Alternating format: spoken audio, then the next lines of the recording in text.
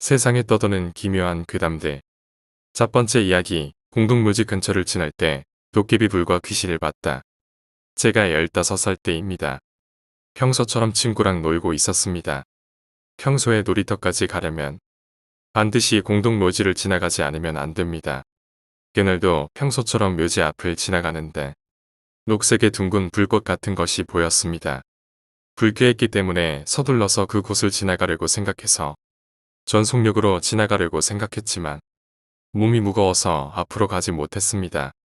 무서워진 저는 그 자리에서 웅크린 채 누군가 오기를 기다리고 있었습니다. 시간은 정확히 12시 반이었죠. 점차 몸은 무거워지고 다리가 완전히 움직이지 않았습니다. 그로부터 얼마나 시간이 흘렀을까요? 친구가 마중을 나왔다가 저를 발견했던 모양입니다. 정신을 차리고 보니 저희 집 침대에 누워 있었습니다. 이것이 악몽의 시작이 될 줄은 몰랐습니다. 어느 정도 시간이 지나고 나서 저는 친구와 또 놀러 가게 되었습니다. 마지못해 하면서 평소에 있던 묘지 근처를 지나가게 되었습니다. 또 녹색의 불꽃이 떠 있었습니다. 당시 휴대폰을 가지고 있지 않았기에 저는 연락을 취할 수도 없었으므로 그곳을 지나가는 수밖에 없었습니다. 고개를 숙이면서 통과했습니다만 역시 무섭기도 해서 그만 앞을 바라봤습니다. 그러자 녹색의 불꽃은 사라지고 없어서 내가 잘못 볼 건가? 라고 생각하며 그곳을 지나갔습니다. 실컷 놀고 집으로 되돌아와서 침대에서 자려고 했습니다만 잠자는 게 상당히 힘들었습니다. 등골에 오싹오싹한 한기가 느껴져서 눈을 살짝 떴습니다. 흰 뼈 덩어리 같은 시체가 보였습니다. 저는 공포심에 떨고 있었습니다. 부모도 형제도 없었습니다. 혼자 있으면 안 되는 상황이었습니다. 이러한 날은 반년간 계속되었습니다. 그래서 몸의 피로와 스트레스가 쌓인 채 하루하루를 보내고 있었습니다. 그러던 날 자고 있는데 꿈속에서 아무것도 없는 컴컴한 장소에서 하얀 소복을 입은 여자와 작은 어린이가 창백한 사람들에게 둘러싸여서 나를 응시하고 있는 것입니다. 잠시 후 여자 쪽이 내 쪽에 가까이 다가와서 무슨 말을 남기고선 떠나갔습니다. 왠지 모르게 잠이 깬 나는 근처를 둘러보려고 했습니다만 몸이 움직이지 않았습니다. 필사적으로 목소리를 내려고 했습니다만 목소리도 나오지 않았습니다.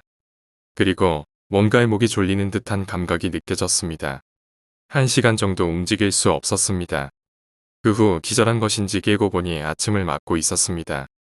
설마 이것도 꿈일까? 지쳐있는 건가? 라고 생각하고 걱정하지 않은 채 하루하루를 보내고 있었습니다. 그로부터 얼마 후 매일 저녁마다 같은 꿈을 꾸게 되었습니다. 갑작스럽게 사람들이 많이 있는 곳으로 차가 돌진해 오는데 그 차에 깔리는 것은 나 자신이었습니다. 차에 끌려서 피투성이가 되어버린 나였죠. 그 차 아래에서 사람이라고는 생각되지 않는 것 같은 모습을 한 무엇인가가 이쪽을 굉장한 형상으로 째려보고 있는 것입니다. 주변의 사람은 알아차리는 거동이었고 그것은 나의 쪽으로 가까이 옵니다. 위험하다고 생각한 나는 필사적으로 도망칠 생각입니다만 전혀 그렇지를 못합니다. 그러나 언제나 도중에 잠이 깨고 무서운 꿈을 계속해서 보게 되었습니다. 언제나 보는 꿈인데도 무엇인가가 틀립니다. 일어나도 나는 그 꿈을 꿈이라고는 생각하지 않을 만큼 확실히 기억하고 있었습니다. 무엇인가 이상했죠. 그렇게 매일 꿈속에 무엇인가가 나에게 접근했던 것입니다. 확실하게 한 걸음씩 말이죠. 그런 어느 날 드디어 꿈 안에서 나는 따라잡혀서 손목을 확실히 잡혔습니다. 너무 지나친 공포에 눈을 떠버려 손목을 보면 보라색의 멍이 남아 있었습니다. 나는 지금까지 느낀 적이 없는 공포에 둘러싸여져서 밤에 잘 수 없어졌습니다. 일주일간 정도 나는 잘 수 없는 매일을 보내면서 피로는 피크까지 와 있었습니다. 그래도 잘 수 없었던 나는 전등과 텔레비전을 켜고 밤을 보냈습니다. 그러자 돌연 몸이 움직이지 않게 되고 숨도 쉴 수 없을 정도의 강한 가위 눌림, 눈꺼풀이 멋대로 떨어져 가는 것입니다. 알아차리면 또 같은 꿈이었죠. 꿈속인데도 꿈이라고는 생각하지 않을 만큼 현실적인 것이었습니다. 그 꿈 안에 무엇인가가 엄청나게 빠른 속도로 쫓아오는 것입니다. 오른쪽 어깨를 확실히 꿈속에 그놈이 목을 졸라왔습니다. 어디선가부터 나의 이름을 부르는 목소리가 들렸습니다. 눈을 뜨고 앞을 보니 누나가 필사적으로 나의 이름을 부르고 있었습니다. 손목과 어깨, 그리고 목에 멍이 남아 있었습니다. 왠지 모르게 발목에도 멍이 있었죠. 누나가 무당에게 돈을 지불을 해주고 구슬하고선 악몽을 보는 적이 없어졌습니다. 저 묘지에는 무엇인가 강한 영령이 있는 걸까요? 무당은 나에게는 아직 아무것도 가르쳐주지 않습니다. 두 번째 이야기, 고속도로 괴담. 함께 일했던 여직원에게 들은 이야기입니다. 그 친구가 아는 분이 밤늦게 일행과 함께 차를 타고 어디론가 가고 있었다고 했습니다. 그게 고속도로인지 국도인지는 너무 오래전에 들은 이야기라 기억이 정확하지 않네요. 시각은 새벽쯤이었고 차 안에는 친구의 지인인 운전자와 친구들 3명이 타고 있었습니다. 모두들 피곤하여 자는 사람도 있는 와중에 운전자는 운전에 집중하며 운전 중이었답니다. 그런데 어느 순간부터인가 뒤통수가 근질근질한 이상한 느낌이 들더랍니다.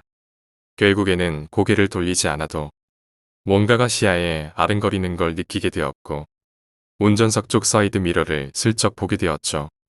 어떤 사람의 발이 타닥거리며 엄청난 속도로 쫓아오고 있더랍니다. 발목 위로는 보이지 않았다고 합니다. 소름이 쫙 끼치는데 운전 중이라 비명을 지를 수도 없었고 동승한 사람들도 모두 조용히 골아 떨어져 있어서 내가 너무 피곤해서 헛것을 봤나 보다 하고 그저 속도를 올린 채 계속 운전을 계속했다고 합니다. 그런데 갑자기 아득한 느낌과 함께 정신을 차려보니 언제 교통사고가 났던 건지 차가 반파가 되어 있었다고 합니다. 다행인 건 사고가 크게 났는데 운전자와 동승한 사람들 모두 크게 다치지 않았다고 하네요. 세 번째 이야기, 친구 어머니의 예지몽.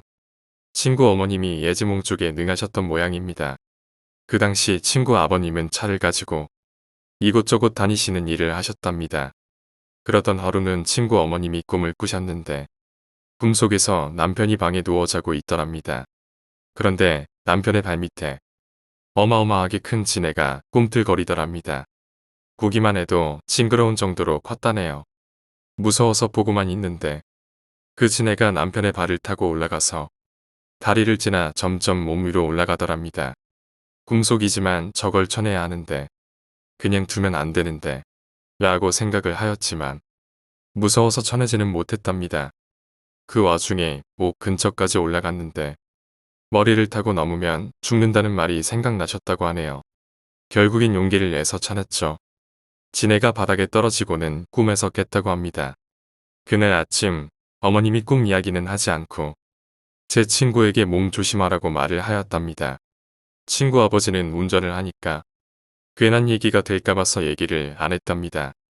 그런데 친구 아버님이 운전을 하고 가시는데 앞에 있던 차들이 사고가 났답니다. 갑자기 난 사고이지만 바로 앞에 있던 트럭과는 거리가 좀 있어서 괜찮았는데 앞에 있던 트럭이 공사장용 철근을 잔뜩 싣고 가는 거였다고 합니다. 사고가 나면서 철근들이 뒤로 쭉 쏟아졌는데 친구 아버님 차의 전면 유리창 바로 앞에서 멈춰서 무사하셨다고 하네요. 친구 어머님의 꿈속에서 지네를 쳐내지 못하고 머리를 타고 넘었다면 정말 어떤 사고가 났을지 친구에게 그 얘기를 듣는데 신기하면서 오싹하더군요. 세 번째 이야기, 기묘한 반지. 돌고래 모양의 반지가 유행했던 먼 옛날의 이야기다. 당시 나는 초등학교 저학년이었다. 나에게는 10살 넘게 차이 나는 언니가 있었다. 언니는 소위 일진이어서 여름방학 때는 거의 매일 저녁 친구들을 집에 데려와서 부모님이랑 마찰이 있었다. 그 당시 집을 찾아오던 사람 중 특히 2명은 매일 오고 있었다. 한 명은 아이들을 싫어하는 A 오빠였고 다른 한 명은 상냥한 B 언니였다. A 오빠는 내가 언니 방 근처만 가도 굉장히 화를 내면서 문 잠그라고 라고 말하며 마구 소리를 질렀다. 그러면 B 언니와 다른 사람들이 어린애한테 왜 화를 내고 그래? 라고 내 편을 들어주었다. 그리고 너도 같이 놀고 싶은 거구나. 라고 말하며 과자를 주거나 방에 들여 보내주었다. 솔직히 나는 A 오빠가 싫었다. 다른 사람의 집에 온 손님인 주제에 상냥하게 대해주지는 않고 내가 언니 방 가까이만 가도 혀를 찢찢 차며 화를 내는 것이었다. 게다가 이따금씩 밖에서 마주칠 때도 화를 내기도 해서 무서웠다. 반대로 B 언니는 무척 좋아했었다.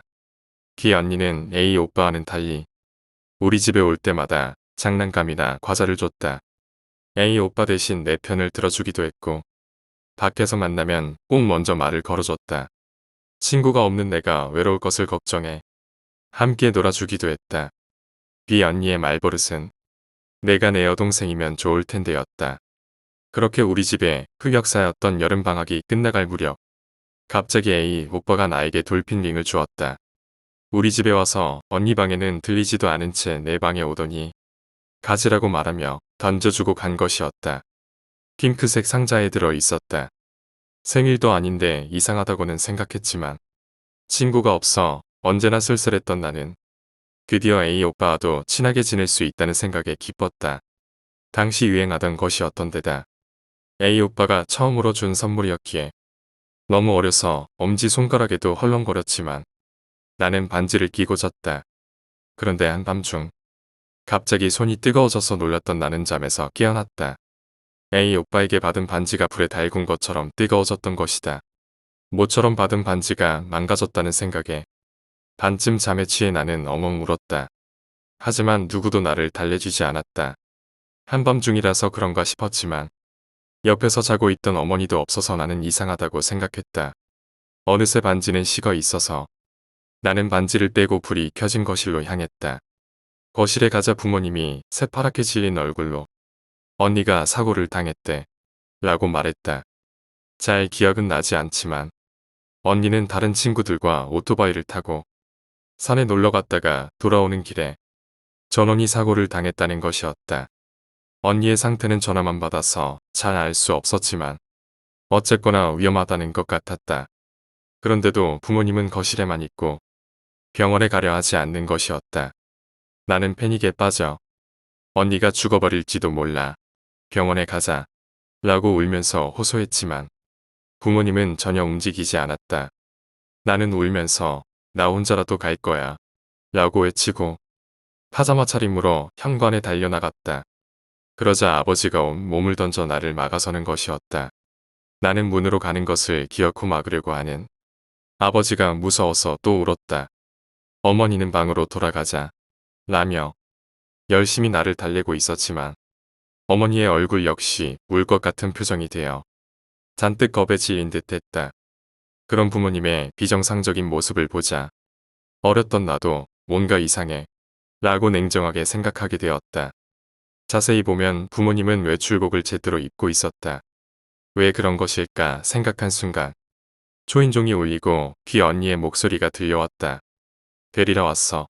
언니한테 가자. 나는 부모님에게 말했지만 부모님은 얼굴이 새파랗게 질렸다. 어머니는 온 힘을 다해 나를 껴안았고 아버지는 무엇인가를 중얼중얼 말하기 시작했다. 꽤 괴상한 모습이었다. 너무나 이상한 모습에 나는 부모님이 미쳤다고 생각하고 B 언니의 이름을 마구 불렀다. 언니, 무서워. 언니가 죽어버릴지도 몰라. 아빠랑 엄마가 이상해졌어. 그렇지만 B 언니는 도와주기는커녕 변함없이 현관 밖에서 언니가 있는 곳으로 가자 라고 말할 뿐이었다. 게다가 목소리는 대단히 냉정하달까. 어딘가 즐거워하는 것 같은 느낌이었다. 한동안 그러고 있는데 갑자기 또 A 오빠에게 받은 반지가 뜨거워졌다. 나는 손에서 반지를 빼려 했지만 손만 가위에 눌린 것처럼 움직이지를 않았다. 고지어 목이 아파오고 소리가 잘 나오지 않기 시작하더니 끝내는 목소리가 아예 나오지 않게 되었다. 어머니는 입을 뻐끔거리는데 소리는 나지 않는 나를 보며 떨고 있었다. 나는 소리가 나오지 않게 되자 패닉에 빠져 더욱 날뛰었다. 그 사이에도 B 언니는 즐거운 듯이 나를 불렀다. 그러던 와중 난데없이 목소리가 마음대로 마구 나오기 시작했다. 너 따위는 내 언니가 아니야. 내 언니는 따로 있어. 나는 알고 있어. 나에게 친구가 없어진 건 내가 친구들을 괴롭혔기 때문이야.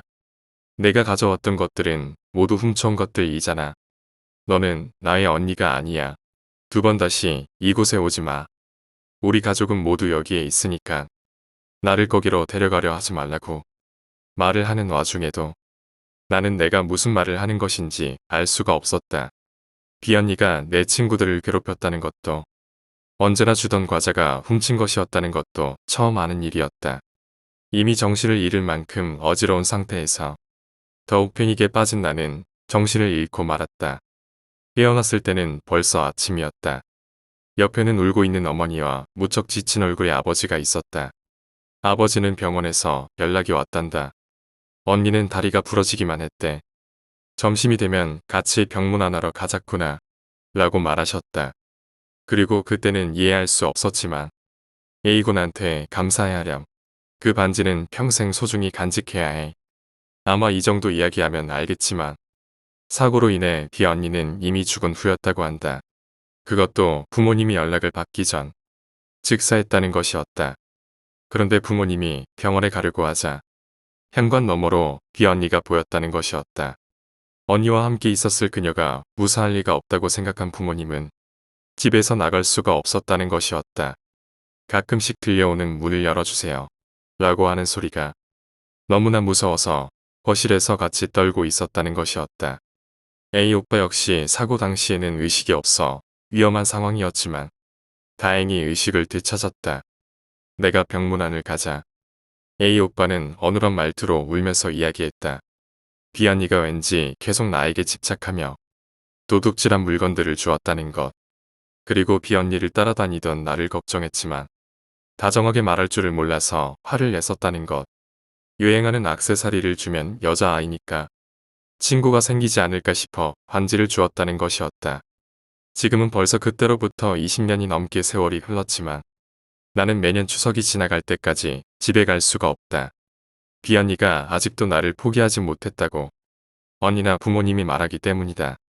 확실히 아직도 여름철이면 그때 그 반지가 불에 데인 것처럼 뜨거워지곤 한다. 네 번째 이야기, 지하실의 유령. 고등학교 때 밴드부를 해서 학교에서 늦게까지 연습을 하는 일이 많았습니다. 공연이나 대회가 잡히면 며칠 전부터 밤늦게 연습을 마치고 집 방향이 비슷한 선배와 함께 택시를 타고 귀가하는 일이 많았습니다. 밴드부 연습실은 학교 건물 바깥쪽에 지어진 2층짜리 컨테이너의 2층이고 복도에 나 있는 창문을 통해 보면 창고로 쓰이는 학교 건물 지하층이 보이는 구조입니다. 그날도 평소와 같이 대회 날짜가 잡혀서 다 같이 늦게까지 연습을 하는 중이었습니다. 6시에 학교 일과가 다 끝나고 모여서 그때부터 연습을 하고 시간은 12시가 넘었던 걸로 기억합니다. 대회 날짜는 정해졌는데 연습량이 많이 부족하여 다들 정신적으로나 육체적으로나 둘 다 힘든 상황이었죠. 당시 전 보컬이었고 다른 악기 세션의 연습이 부족하여 악기끼리만 연습을 하고 보컬 파트는 다른 동아리 방에 들어가서 얘기나 하면서 놀거나 가사를 외우는 등 시간을 보내고 있었습니다. 저도 친구들과 수다나 떨다가 홀로 나와서 복도에서 창밖으로 불이 다 꺼진 학교를 보며 생각에 잠겨 있었습니다. 불이 다 꺼진 학교는 참 스산합니다. 시끄럽고 활기찬 낮의 모습만 보다가 조용하고 어두운 학교의 다른 뭐 때문일까요? 시원한 바람이 불면서 조용한 가운데 간간히 울려 퍼지는 다듬어지지 않은 음악 소리가 울려 퍼지는 걸 듣고 있곤 했습니다. 그렇게 한 10분여 멍하게 창밖을 보고 있는데 창밖으로 10m 정도 되는 학교 건물 지하실 쪽 창문에 희뿌옇게 둥그런 물체가 보이는 것 같아 저도 모르게 그쪽을 자세히 응시했습니다. 자세히 보니 둥그런 물체가 조금씩 움직이는데 창문에 붙은 방범창을 잡고 있는 꼬마 아이였습니다. 그때까지만 해도 전혀 이상한 점을 못 느끼고 그저 조금 이상하다는 정도로만 생각하고 계속 쳐다보고 있는데 꼬마가 제가 있는 쪽을 바라보더니 창살을 잡고는 창살 사이에 머리를 넣었다 뺐다를 반복하는 겁니다. 순간 정신이 번쩍 들어서 보니 창살 사이는 도저히 사람 머리가 들어갈 간격이 아니었습니다. 순간적으로 혼비백산하여 사람이 많은 연습실로 불이 나게 뛰어들어가 선배들한테 상황을 설명하고 나와서 확인했으나 이미 아무것도 없는 상태였습니다. 다음날 학교에 등교하고 1교시가 끝나고 어제 겪은 일이 생각나서 그 지하층 창고에 가봤습니다. 그런데 창고 문은 철문으로 붓게 자물쇠가 채워져 있었고 방범창이 있는 쪽으로 가서 안쪽을 봐도 창문에 거의 밀착이 되게끔 철제 앵글이 세워져 있어 전혀 공간이 없는 상태였습니다. 아직도 그때 일을 생각하면 섬뜩함을 떨칠 수가 없습니다. 5번째 이야기. 할아버지의 집에서 귀신을 보았다. 할아버지 댁에서 겪었던 일입니다. 아마도 초등학교 6학년 때였을 겁니다. 추석을 맞아서 친척분들과 함께 많은 식구들이 할아버지 댁으로 내려오게 되었습니다. 저도 그 당시에는 많은 식구들과 함께 즐거운 시간을 보내는 것을 무척이나 좋아했던 시절이라 그때를 참 재밌었던 시간으로 기억하고 있습니다. 문제는 추석 당일이 되는 새벽에 저 혼자 신기한 경험을 했다는 것이지요. 저희 할아버지 댁의 집은 참 오래됐습니다.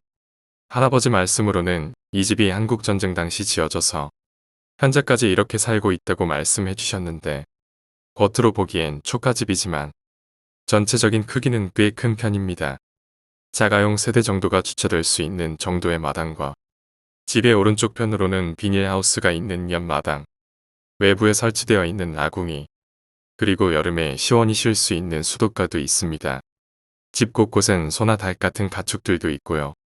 집 내부도 꽤 넓은 편인데 특이하게도 거실이 가운데 있는 구조가 아닌 가장 오른쪽으로 치우쳐 있는 구조라는 것입니다. 중앙을 차지하고 있는 공간은 현재 할아버지와 할머니께서 주무시는 안방입니다. 그리고 안방의 왼쪽으로 바로 제 방이 있고 주방의 앞쪽에는 동생의 방이 있습니다. 집 자체가 작진 않아서 그런지 추석이나 설날 같은 명절에 친척들이 많이 오더라도 어떻게든 방 어딘가에 서로 껴서 잠을 청하긴 하더군요. 그날 저는 남자 어른분들과 안방에서 잠을 잤습니다. 제 발 아래로는 주방이 바로 이어져 있었는데 끝나가는 여름이어서 날씨가 여전히 더웠던 터라 집안의 모든 문은 활짝 열려 있었고 주방으로 통하는 문도 물론 열려 있었습니다. 그때 주방에서는 주로 여자분들이 주무셨죠. 어찌됐든 집 안의 문들만 열려 있던 것이 아니라 안방에서 마당으로 나가는 창호지 문도 두 문 쪽이 대청마루 쪽으로 모두 열려 있도록 고정되어 있었습니다. 물론 모기나 파리 같은 해충들이 들어오지 못하도록 모기장이 완벽하게 쳐져 있었습니다. 그때 자면서 저는 여름 날씨답지 않은 한기를 느껴서 순간적으로 잠에서 깨어났습니다. 반쯤 떠진 눈으로 대충 주변을 둘러보니 어르신들이 모두 주무시고 계셨고 전 제 머리 바로 위쪽에 걸려있던 시계를 보기 위해 몸을 돌렸습니다.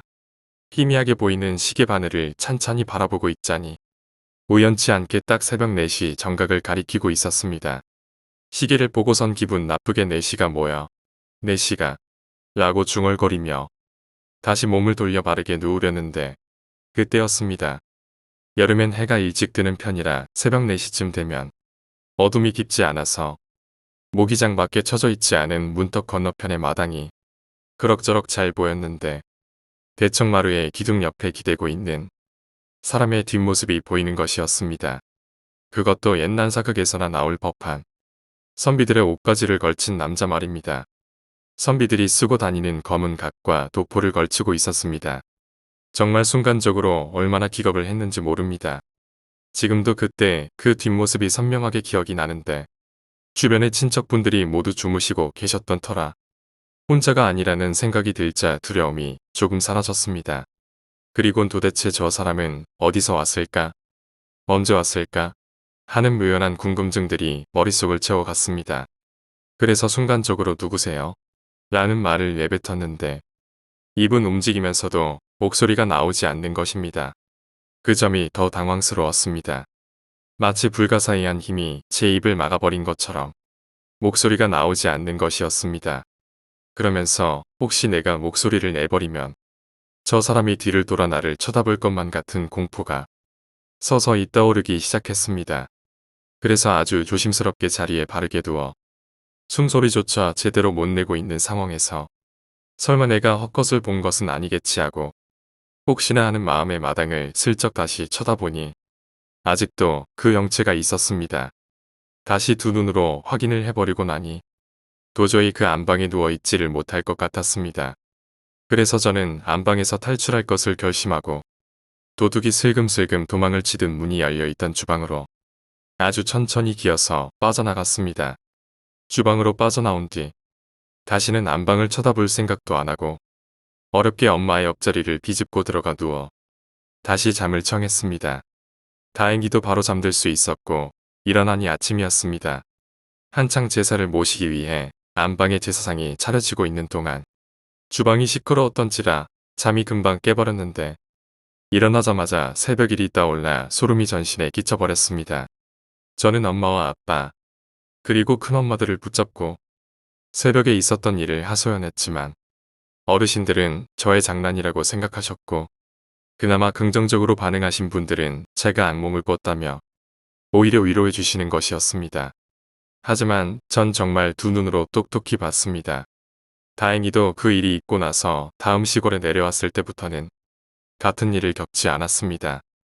현재 할아버지 댁에서 살고 있으면서도 그런 일은 없었는데 문득 조상신께서 제 사상을 받으러 오셨을지도 모른다는 생각을 이제와 한번 해보게 됩니다. 한 가지 좀 더 의문이 생겼다고 한다면 작년 겨울 날씨가 워낙 춥다 보니 바깥 바람이라도 막아서 기름을 아껴보시겠다던 할아버지께서 집 대청마루 바깥쪽에다가 바람막이로 공사를 하셨는데요. 다시 날씨가 쌀쌀해지는 요즘 그것 때문에 작년보다야 덜 춥게 살고는 있습니다만 지금 생각해보니 대청마루 기둥 옆에 계셨던 그분이 이제 기둥 옆이 다 막혀버린 지금 계실 곳이 사라지게 되었다는 점이 생각났습니다. 계실 곳을 사라지게 해서 화가 나신 건지 그분을 목격한 후로 집안에 안 좋은 일이 갑자기 많아졌던 게 생각나네요. 전 귀신이라는 존재를 확실하게 있다고 믿는 사람인데 어쩌면 그때 일을 계기로 믿게 된 것일지도 모르겠습니다. 6번째 이야기, 훈련소 괴담. 저는 훈련소 생활을 21사단 훈련소에서 보냈는데요. 2주차의 경계근무 교육을 받으면서 초소근무를 서기 시작했습니다. 초소근무는 조교 1명과 훈련병 2명으로 구성되어 3인 1조로 2시간씩 경계근무를 수행하였습니다. 당시 저와 저의 바로 뒤 번호 동기 그리고 붕어라는 별명의 가장 악질이었던 조교와 함께 경계근무를 나갔습니다. 당시 시간이 새벽 2시였습니다. 저희가 근무를 서던 초소는 절벽 바로 옆에 위치를 하고 있었습니다. 초소 맞은편으로는 산으로 올라가는 오솔길이 있었고요. 나가서 이런저런 이야기하면서 근무를 서고 있었는데 어느새 근무자 교대 시간이 다가오더군요. 뒤 근무자가 손전등을 켜고 올라오고 있었습니다. 꽤나 가까이까지 다가왔는데 조교가 수화를 하지 않는 것입니다. 당황한 저는 조교를 부르려고 옆을 쳐다봤는데 조교가 뒷 근무 교대자 쪽이 아닌 절벽을 향하여 총구를 겨누고 눈을 크게 뜨고 있는 모습을 봤습니다. 정말 사람 눈이 그 정도까지 커지는지 전 처음 알았습니다. 절벽에는 가까이 오지 말라는 경고판이 있었는데 조교가 그쪽을 쳐다보고 부들부들 떨고 있었습니다. 저도 그쪽을 쳐다봤는데 경고판 주위로 반딧불 2마리가 날고 있더군요. 그런데 뭔가 이상했습니다. 반딧불의 움직임이 말이죠. 자연스럽게 날아다니는 게 아니라 그 자리에 멈춘 것처럼 그대로 있었습니다. 이윽고 깨달은 순간 저도 몸이 얼어붙은 듯 움직이기가 힘들었습니다. 반딧불이 있던 곳을 자세히 보니 마치 어두운 그림자가 사람처럼 서 있었습니다.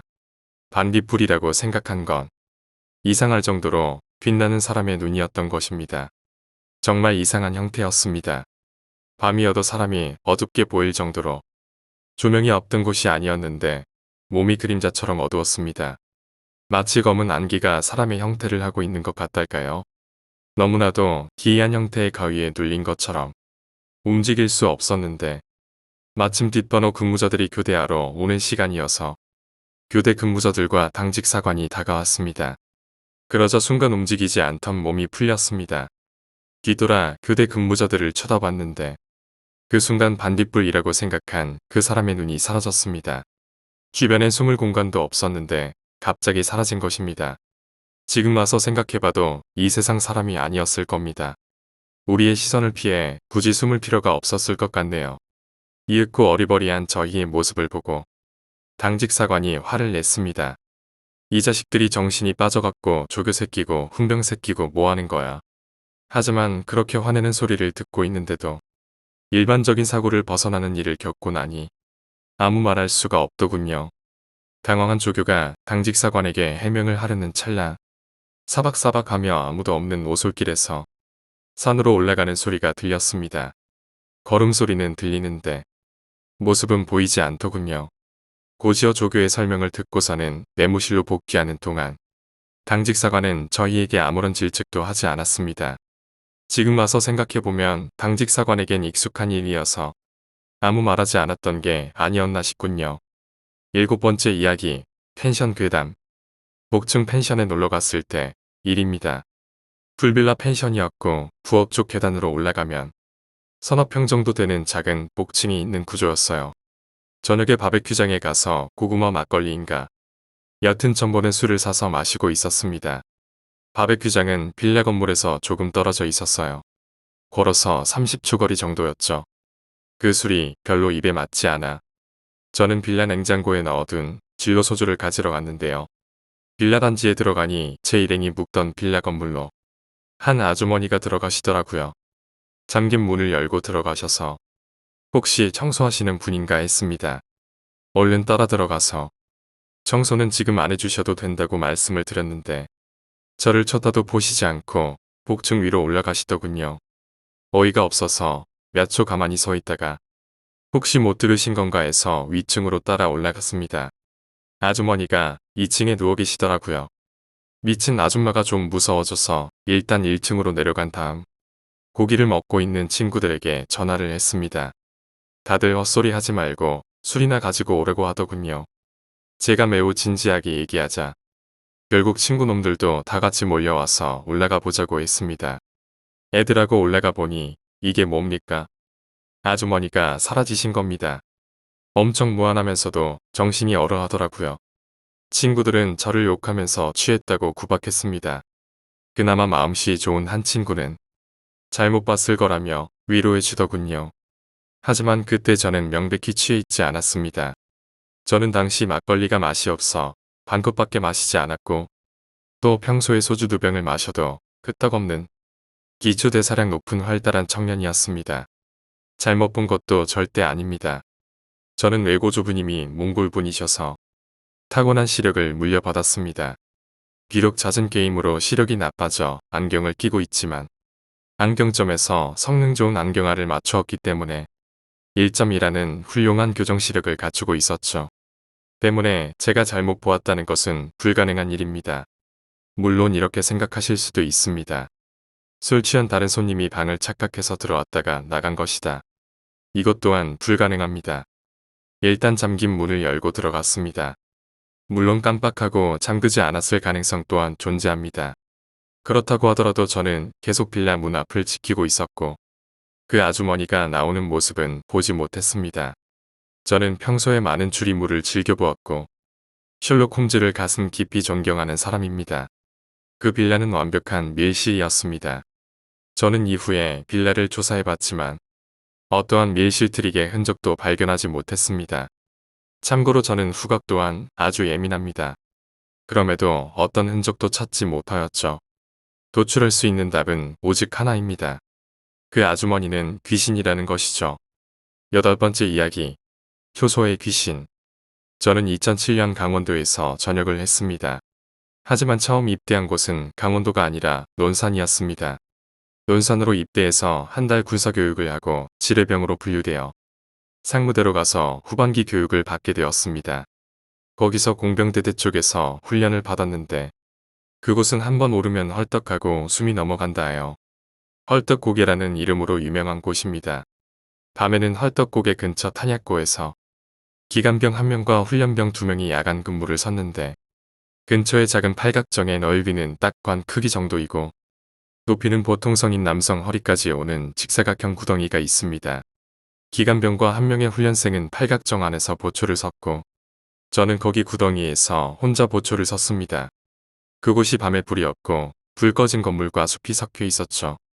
팔각정에서도 좀 떨어져 있어서 으슥합니다. 전 직사각형 끝에 서 있었는데 뒤쪽에서 한기가 느껴져서 뒤도 가끔씩 돌아보면서 무서움과 서러움에 떨면서 그날 근무를 섰습니다. 시간이 흐르고 제가 강원도로 자대를 받게 되었고 자연스럽게 그때 일을 잊게 되었는데 제가 상병 때 그곳 출신 후임이 오게 되었습니다. 반가운 마음에 훈련이라든지 활떡고개 등 이것저것을 물어보다 기이한 이야기를 듣게 되었습니다. 제가 근무 섰던 탄약고 초소가 폐쇄되었다고 하더군요. 이유는 제가 떠나고 몇 개월 후쯤 기절하거나 오발탄 사건이 많아졌다고 합니다.